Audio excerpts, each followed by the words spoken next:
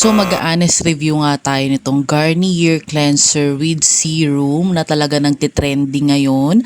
At ayan, itatry na nga natin. Ayan yung ating face, no? Hindi pa ako nakapaghilamos. Ngayon pa lang ako maghihilamos. At itry na natin siya. So ang consistency nito ay medyo malagkit siya since meron nga siyang serum. So dinagdagan ko pa nga.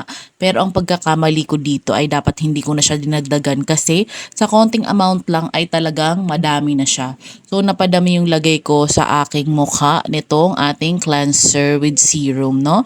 Super ganda niya at talagang mare-refresh ang iyong face kapag ka ito ang ginamit mo. So I don't know lang kung gaano katagal mo siyang ilalagay sa face pero ayan, i-massage ko talaga siya sa buong face ko para talagang lahat ay makukuha or malalagyan ng ating cleanser serum.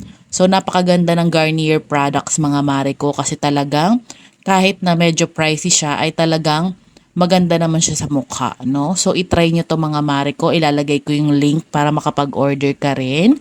Ayan. So, i-massage mo lang siya ng bonggang-bongga. Sobrang nagandahan ako sa consistency niya. Perfect din to sa mga sensitive skin. Pwede to sa sensitive skin. At talaga namang makakatulong ito para sa pagganda ng ating face. Lalong-lalo na meron tong vitamin C. May serum na siya. All-in na siya. Cleanser and serum. So, kung gusto nyo to, ilalagay ko dito yung link. So mag-check out ka na, baka maubusan ka ng cleanser. We have a little one and bigger one, okay? So check out na mga mare.